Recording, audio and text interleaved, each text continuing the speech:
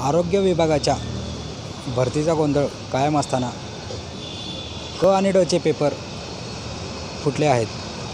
त्यामुळे विद्यार्थ्यांमध्ये गोंधळाचे वातावरण निर्माण झाले आहे. त्यात पुण्यातील काही विद्यार्थ्यांनी औरंगाबाद खंडपीठामध्ये यासाठी याचिका दाखल केली आहे.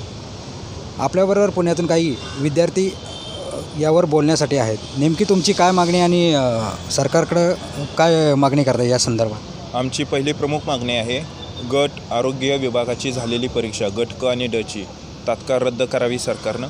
ती पुन्हा लोकसेवा आयोगामार्फत घ्यावी आणि बाकीच्या जे काही खाते आहेत त्या सगळ्या खात्यांची परीक्षा लोकसेवा आयोगामार्फत घेण्यात यावी ऑफलाईन पद्धतीने.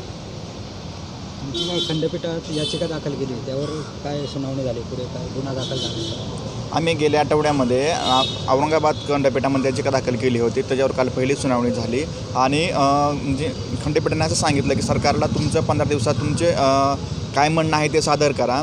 आमचे असे प्रामुख्याने आता पोलीस तपास यावर करत आहेत, सायबर पोलीस तपास करत आहेत, म्हणजे कोर्टात मॅटर चालू आहे.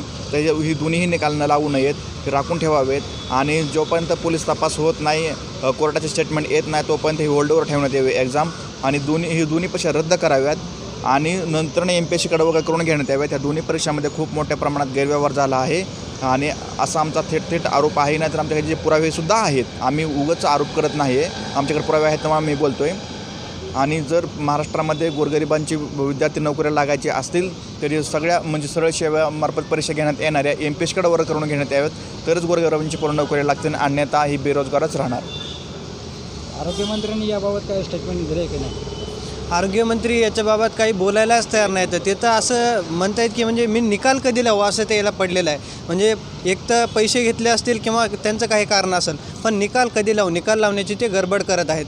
त्याच्यामुळं आमचं असं म्हणणं आहे की जोपर्यंत पोलीस चौकशी कंप्लीट होत नाही आणि न्यायालयाकडून तसे ऑर्डर येत नाही, तोपर्यंत निकाल हा राखून ठेवण्यात यावा आणि वर्ग अ ते ड या पूर्ण परीक्षा MPSC मार्फत होण्यात याव्यात.